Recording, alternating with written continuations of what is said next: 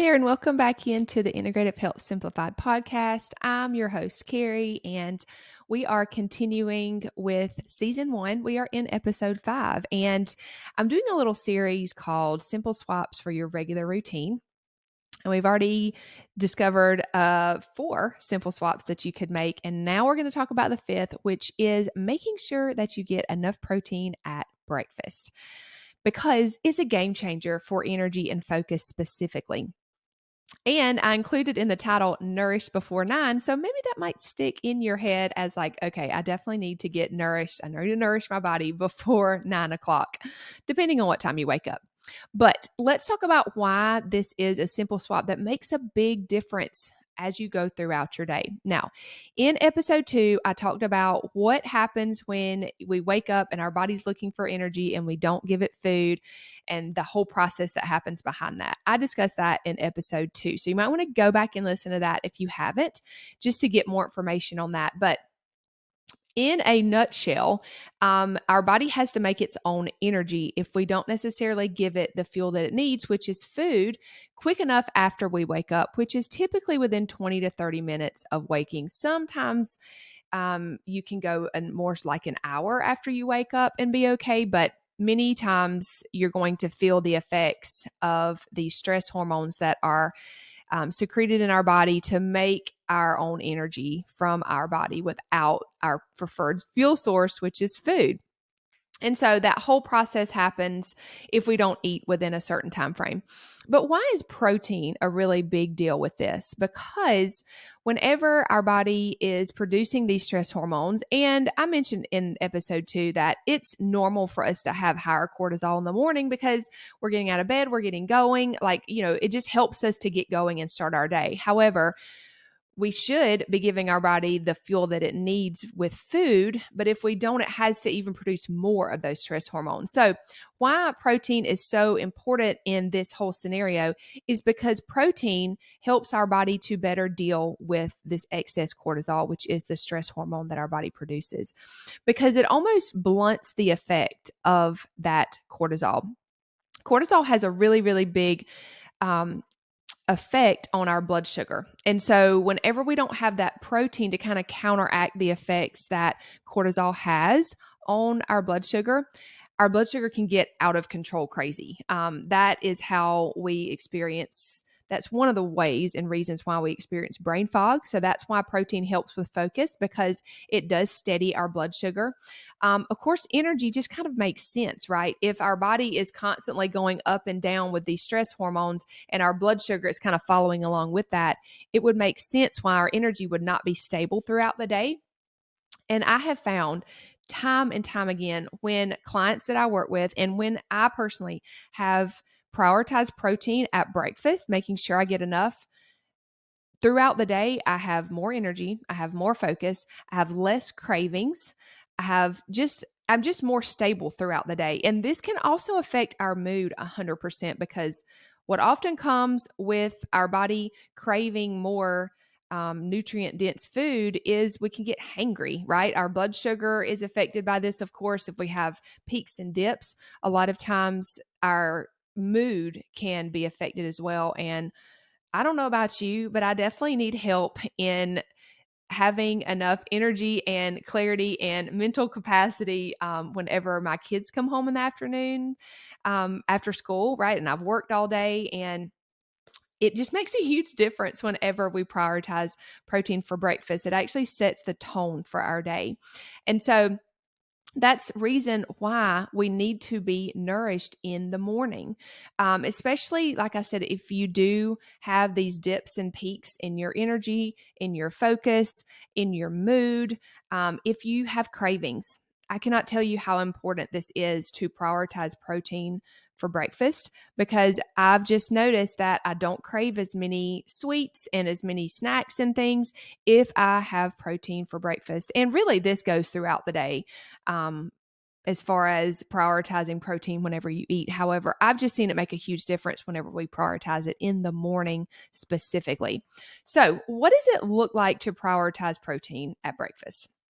So there's a lot of different ways that you can do that. And I'm actually going to include them in the blog post with this video on my website. So I'll include that in the show notes and then also in the YouTube description. But prioritizing protein really looks like, for most people, getting around 30 grams of protein in at breakfast. And if you as a listener might be thinking, okay, I have no idea how many grams of protein I get in a day, much less in a one sitting. Or if you realize, how much protein you get in a day and you're like, I am nowhere near that. You might be in either one of those camps. However, I just want you to know that I am going to hook you up with some ideas, because sometimes we just forget about certain foods and we don't even know how many protein grams are in certain foods that we're eating. So I have you covered with a lot of the different typical breakfast foods that you might not be eating, you might already be eating. And so you'll know how many grams of protein that they have in them. One note here, and you'll see that whenever you look at the blog post, is that some things that we eat for breakfast are not complete proteins, or that we would include for breakfast. And so I always want you to make sure that you're prioritizing animal-based proteins first, and then you can add in other protein sources that kind of bump up your protein, but you're not reliant on those. And this was actually my problem I guess maybe a year and a half ago. I was basically eating a smoothie every single day. And so I would put protein powder in that smoothie. That had some protein, yes. However, it wasn't a complete protein in the way of having to chew your protein sources, and having that chewing motion really helps to digest your protein, but it also helps for satiation. And so that's really key to me in the morning. So whenever I switched from having a smoothie to eating something like maybe some eggs, maybe some fruit, things like that, it really made a huge difference throughout my day. And I just felt like I was more steady throughout the day. I didn't have cravings. I didn't have crashes, those types of things. So if there's nothing wrong with a smoothie. I still drink smoothies sometimes, or make a smoothie bowl, but I was having it every single morning. And so I just want you to think just in general about all types of health related things. It's not necessarily what you do some of the time, it's what you do all of the time. And so you just want to think, how can I on a daily basis really prioritize these protein sources that are, most likely animal based, and have a really good solid breakfast, so that throughout the day I'll have energy and focus. And so again, it's not what you do some of the time, it's what you do all of the time. So you can still have those breakfast treats, or maybe you can still have those smoothies on occasion, or whatever you might have been doing that maybe was kind of there, but not all the way there. Perhaps add something to that, or maybe just switch up what you're doing.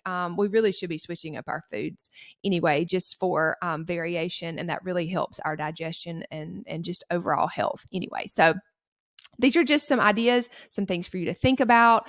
And this is a simple swap that you can make to just simply look at how many protein grams you're eating, and then see how you could maybe bump that up to get closer to 30 grams. And really, we're talking about breakfast here, of course, but throughout the day, a typical average woman, I would say, would be good to gauge, or to have a goal, I should say, of 100 to 120 grams of protein in a day's time. So that equates to about 30 or so grams of protein, 30 to 40 at meals. And then, you think about if you're having a snack, you can kind of divide that out based on whatever you're doing. But that's just a really good goal. So maybe a great place to start for you would just be to see how many you're eating right now, and then get some ideas on how you might could bump up that protein, and really get to that goal of 30 grams. And I would love to hear what you're eating for breakfast. Give me some ideas. Tag me on Instagram just with your protein forward breakfast. Share what has happened since you started prioritizing protein at breakfast. I would love to see ideas, and I could share those with my followers, where I love to get ideas, and I know that they do as well. So I would love for you to tag me and show me your big protein forward breakfast, and let's make breakfast cool again. I'm all for that. Are you for that? I'm definitely for that. So I just wanted to share something really quick before I hopped off. If you struggle with getting protein rich and also really great quality ingredients, maybe you live in the boonies like I do, you might want to consider a Thrive Market membership.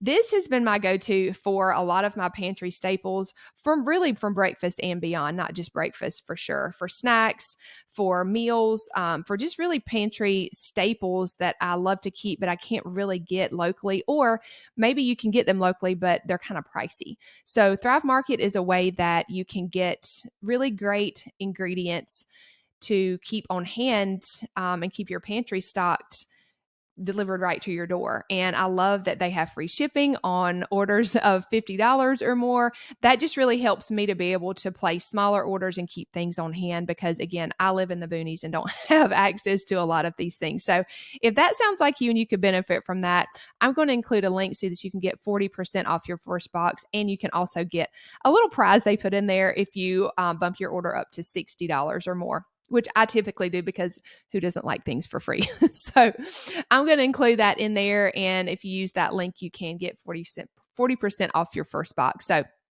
I also have a highlight saved on my Instagram account that says Thrive Market, and it just shows some of the things that I typically get. So if you need some ideas, you can check that out. All right, guys, I will see you on the next episode.